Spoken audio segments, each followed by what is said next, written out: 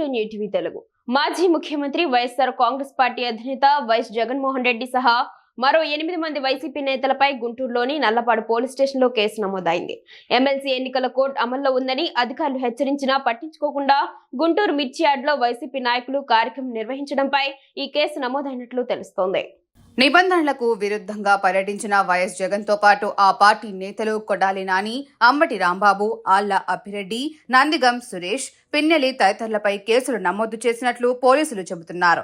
కాగా జగన్ పర్యటన కారణంగా మిర్చి యార్డు వద్ద భారీగా వాహనాలు నిలిచిపోయాయి. కాగా వైఎస్ జగన్ బుధవారం గుంటూరు మిర్చి యార్డులో రైతులను కలుసుకొని వారి సమస్యలను తెలుసుకున్నారు. రైతుల వద్దకు వెళ్తున్న సమయంలో పోలీసుల సెక్యూరిటీ లేకపోవడంతో జన సందోహం మధ్య ఆయన రైతులను కలిశారు. అనంతరం మీడియాతో ఆయన మాట్లాడారు. రాష్ట్రంలో ఎల్లకాలం కూటమి ప్రభుత్వం ఉండదన్నారు. విపక్షంలో మీరు ఉన్నప్పుడు భద్రత ఇలాగే తీసేస్తే ఎలా ఉంటుంది చంద్రబాబు అని వైఎస్ జగన్ ప్రశ్నించారు. ప్రతిపక్ష నేతకు భద్రత కూడా ఇవ్వరా అని ప్రశ్నించారు. మీరు చేస్తున్నది కరెక్టేనా అని ప్రశ్నించారు. విపక్ష నేత రైతులతో మాట్లాడేందుకు వస్తే పోలీసు భద్రత కూడా ఇవ్వరా అని జగన్ నిలదీశారు. కూటమి ప్రభుత్వ నిర్లక్ష్యంతో రైతులు చాలా కష్టాలు పడుతున్నారని జగన్ అన్నారు. రాష్ట్రంలో ఏ ఒక్క రైతు సంతోషంగా లేడన్నారు.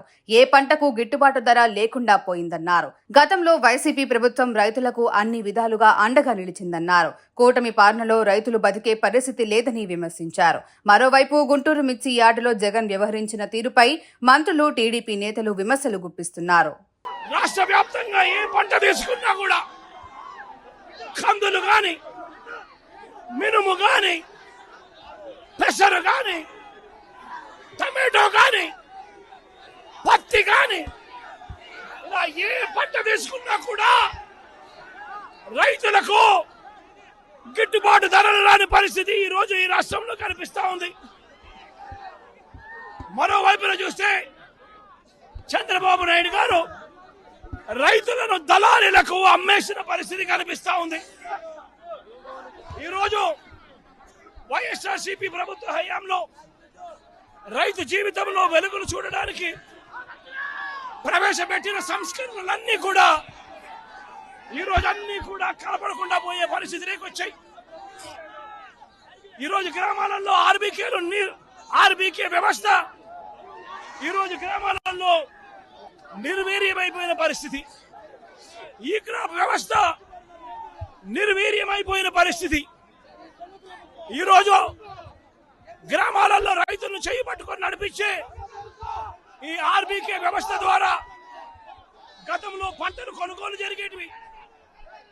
ప్రతి రైతు కూడా ఈ క్రాప్ కింద రిజిస్టర్ చేసుకున్న ప్రతి రైతుకు కూడా గిట్టుబాటు ధరలు వచ్చే విధంగా ఆర్బీకేలో ఈ మాదిరిగా పోస్టర్లు కనిపించేటివి.